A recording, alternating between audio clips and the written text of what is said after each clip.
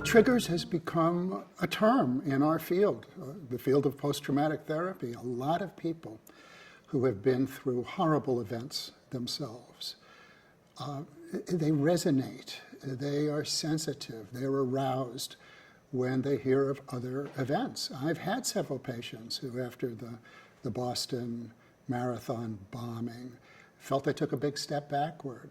And it wasn't that they themselves were in any event just like that. It kindled, it awoke, it reawakened in them their own bad scenes. And one part of it is almost a good thing. It's the compassion, the identification with others who are wounded.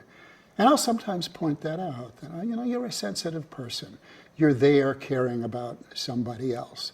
One of the things that a therapist should remind a person who has succeeded in overcoming their own trauma is that when they feel traumatized again, when they feel triggered, it doesn't necessarily mean that they're back at the beginning. They've made a lot of progress already. They have their own tools to calm themselves and to feel good about their own progress. But the thing about post-traumatic stress is that you don't feel that the past is the past when the past comes back to you. It feels now. So do your best to remind yourself that you're in the here and now, that you're not there. And if you have strong feelings, it could mean that you're a compassionate person rather than someone whose wound hasn't healed. And if you're a person who is getting triggered, who is getting reminded or thrown back, how do you cope with that? And there are so many different ways. One way is to limit your dose, is to know that certain events, particularly on television or now with a lot of social media and visual stimulation, it might send you off. That's your body reacting.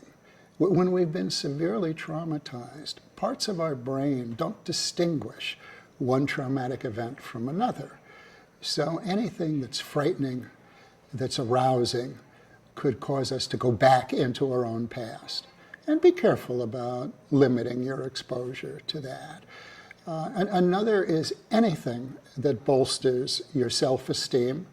At times like this, many people feel, particularly if their trauma was interpersonal, they feel not just anxious, but humiliated and excluded, pushed away from the human group. So this is a good time to surround yourself with the kind of people who are a comfort to you. We've talked about this before.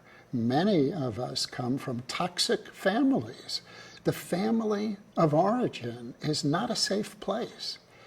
And it could be that particularly after a notorious, newsworthy event, there are phone calls, there are reconnections, and they're not sources of comfort. So go in the direction of comfort. Many people who are part of the Gift from Within community feel understood and comforted among other members of this group. It's not just a group of people who have been traumatized. It's a group of people who care about others and who care about learning. So identify with that community. I guess to sum it up, do what you can to recognize that you're a human being, that you have a society, that there are others out there who understand you and who identify with you, and draw close to them at those times. What can you do when you know you've been triggered? One of the things is tell yourself, I'm here, I'm not there. It's now, it's not then. And even though this sounds overly simple, reminding yourself that you are here, now, safe, that's very important. Say that to yourself. Another is think thoughts that are self-enhancing. Remind yourself of what you like about yourself. Remind yourself that you do have friends and others who care. Another, if you are with other people and you're feeling embarrassed that something is showing, it's good in advance to have some excuses so you know how to get away. I remember a school teacher who knew that things might trigger her. She had been through a lot of trauma. And she decided that in class, if something happened, she would pretend to have a nosebleed. She didn't want to try to explain to her whole class that something set her off. And I don't know that she ever needed to pretend that she had the nosebleed, but she knew it. She had a plan. She had an escape plan. So that could be good too. As far as other ways, everybody has a chance to be original, to share information about what works for you.